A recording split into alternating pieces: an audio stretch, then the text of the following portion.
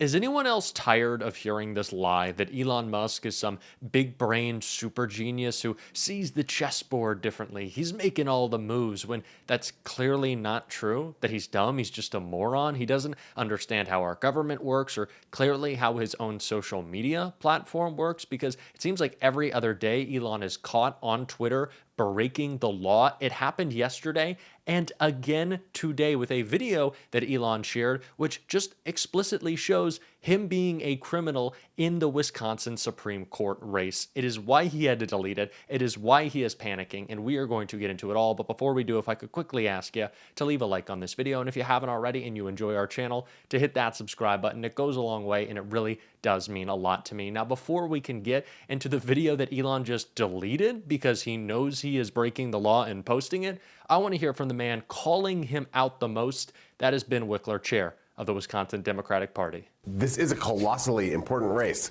because it determines whether Elon Musk can buy courts. And the reason why this is at stake is that Brad Schimmel, the Republican candidate, a Republican-backed candidate, is trying to sell the Wisconsin State Supreme Court.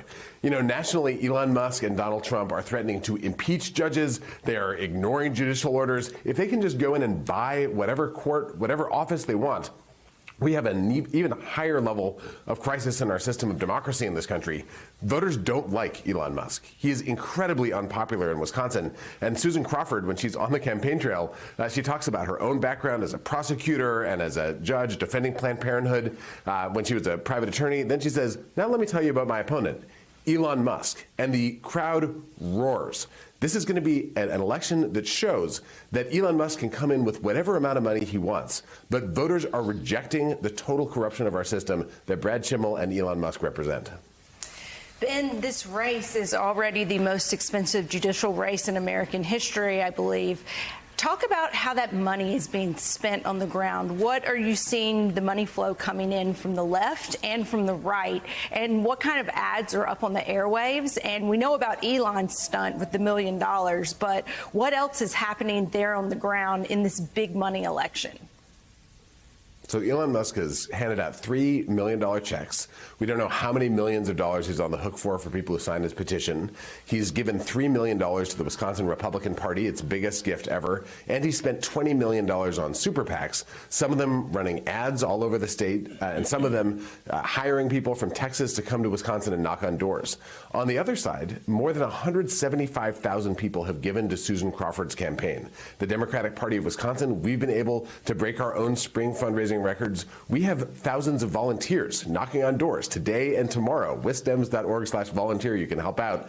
We have ads on the air, and if you look at the Crawford ads, they're about abortion and reproductive freedom. They're about Musk and corruption and Brad Schimmel's history of giving sweet plea deals to people whose lawyers gave contributions to his campaign. This corruption is nothing new for him. Schimmel's ads are all just about Trump endorsing Schimmel and wanting to advance Trump's agenda, which is not the job of a judge. This is a kind of corruption of the idea of our judiciary. It's not a rubber stamp for a would-be autocrat. It's supposed to be independent, making decisions about what the law and the Constitution says. That's what Susan Crawford represents. And talk about some of the main issues involved. It seems with this Wisconsin race, every time there's a Supreme Court race, you always have redistricting fights that are involved there, voters' rights in there. Can you just go down the list and, you know, how Republicans and Democrats see these issues that are most at stake in this race? Absolutely. So Wisconsin had the worst gerrymander in the country, both in the congressional maps and the state legislative maps. In 2023, Janet Protasewicz won, and Republicans tried to impeach her to stop her from considering whether the maps were unconstitutional. They were. The state legislative maps have been redrawn. We have fair maps now where both sides have an equal shot. But the congressional maps have not been looked at yet by the court. And they are now giving Republicans 6 out of the 8 congressional seats in a 50-50 state. So when Elon Musk talks about the fate of the House, what he's talking about is locking in a gerrymander, preventing any conceivable review of whether these maps are constitutional or not. This could be the most important election in this entire year. Now, I know that there are governor races, there are special elections, but there is no better place to tell Elon Musk that he cannot buy and influence our elections than tomorrow in Wisconsin. It is the reason why people have to turn out. It is the reason why we have to talk about this so much, and it's the reason we have to call out Elon Musk for breaking the law, which clearly he did. He had to delete his post that this article calls out right here. Musk's new video sure looks like a confession he's breaking the law. Elon Musk's America PAC posted quite an interesting video on that $1 million giveaway ahead of Wisconsin's election. Elon Musk's own PAC may have just posted a filmed confession about buying votes in the Wisconsin Supreme Court election this Tuesday. The world's richest man has poured nearly $20 million into the state-level race between Trump-endorsed County Judge Brad Schimmel and Barack Obama-endorsed County Judge Susan Crawford. Musk's America PAC on Monday posted a video featuring a Wisconsin woman who won the PAC's $1 million giveaway on Sunday. She stated that her vote, and not just her petition signature, was how she received the money. The woman said that she's from Green Bay, Wisconsin, and that she did exactly what Elon Musk told everyone to do. Sign the petition, refer friends and family, vote, and now I have $1 million. The statement clearly says that Elon Musk told her to vote, among other things, for her chance to become a millionaire. In an effort to drum up support and attention, Musk announced last week that he'd offer up two $1 million checks on X in a lottery-style system to Wisconsin residents, an appreciation for you taking the time to vote. Offering people money in exchange for voting is extremely illegal in the United States. Musk deleted this post 12 hours later after legal experts pointed out the massive bribe he was orchestrating. He instead changed the language to circumvent that illegality, writing, "The entrance is limited to those who have signed the petition in opposition to activist judges. Conditioning entrance to this event and eligibility for the $1 million payout on having voted arguably violates Wisconsin law, which prohibits offering or giving anything of value to induce a person to vote." My name's Ekaterina Diesler. I'm from Green Bay, Wisconsin. I did exactly what Elon Musk told everyone to do. Sign a petition, refer friends and family, vote, and now I have $1 million.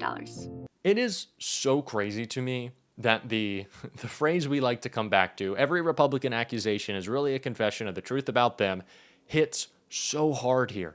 Even at Elon Musk's event last night, when he was being protested and heckled and booed, he kept saying, oh, these people are bought and paid for by George Soros. George Soros sent them. You are the one bribing people. How are you? Like, what position of authority does Elon Musk have to speak on anyone else trying to influence political actors through bribery? That is exactly what he is doing and breaking the law in doing it. Even when he tries to change his language, he's still breaking Wisconsin's law. But that has been the theme of this Trump administration, fully embracing criminality to the highest extent possible. And Jamie Raskin called out more of that, not of Elon Musk, but of his co-president and Donald Trump in this clip right here. They think they can bulldoze the government and seize control over society by dismantling the lawyers for their opposition. That's in naked violation of the First Amendment. It's in brutal violation of the due process rights of people who appear in court. And I just cannot imagine even a Trump favorable court allowing this to go forward. I mean, that really spells the end of the rule of law. If the president can target lawyers simply because they've represented his political opponents and then ban them from federal buildings, ban federal officers from meeting with them, lock them out of federal contracts, that's just naked and unconstitutional First Amendment retaliation. You have Judge Beryl Howell accusing the Trump administration of attacking the judiciary in her ruling on Perkins Coie. Here is how Pam Bondi responded just last night. Many judges need to be removed, Judge Howell included, Judge Reyes, Judge Boasberg. These judges obviously cannot be impartial. They cannot be objective. They are district judges trying to control our entire country, and they're trying to obstruct Donald Trump's agenda. Remove the attorneys, remove the judges, and then you have the Speaker of the House acting like her backup singer, saying much the same about federal judges. What role is Congress supposed to be playing in acting as a backstop to these efforts to undercut the judiciary? Well, I mean, look how sick that is. Basically, anybody who has rendered any ruling they disapprove of, they think should be removed from the bench. Any lawyer who's ever represented a party adverse to them, they think should be cleared out of the way. I mean, that is in naked opposition to the rule of law. So, look, I'm the ranking Democrat in the House Judiciary Committee. The Judiciary Committee Democrats, the Democrats in the House are unified in standing up for the independence of the judiciary, the separation of powers, and the constitutional order as we've known it. I wonder if Attorney General Bondi could name one judge who she doesn't think should be removed, who's ruled against one of Trump's executive orders or one of the lawless actions undertaken by Elon Musk. And they can't say it. Basically, they believe if they disagree with someone or something, that person should be rendered illegal, a legal non-entity. And, you know, we've only had 15 judicial impeachments in all of American history, and it's always for something like taking bribes on the bench, corruption, stealing money from the court, habitual drunkenness, not even just 1 day or 2 days of drunkenness. But we've never had a judge who's been impeached for doctrinal differences with the court, much less for getting the legal doctrine right, which an overwhelming, if not unanimous number of these judges have done. I mean, their legal reasoning is just airtight.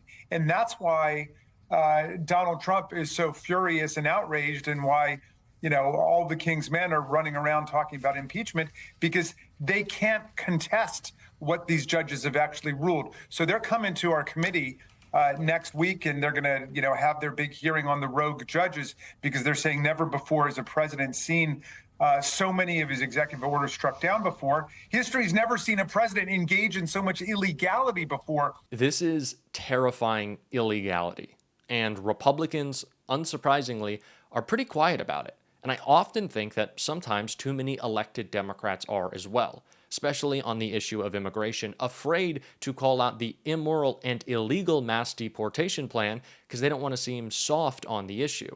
But there's nothing soft on immigration about saying that lawful permanent residents shouldn't be deported for how they look. Not just deported, shipped to prisons in Venezuela for no reason at all, without due process, without a judge, without even documentation of who they are and where they are and why they were snatched up off the street by Donald Trump's ICE thugs. We should be opposing that. Everyone should. That is terrifying. You should not be afraid to call that out. It is right. What Trump is doing is wrong, and he is breaking the law in doing so, but they don't seem to care. But Democrats have to, and we're going to on the show. We're going to call it out every single day, and if you want to support that, as always, you can hit that subscribe button, leave a like on this video, and if you stuck around at the end, you can drop a blue heart in the comments. And until next time, I'll see you soon.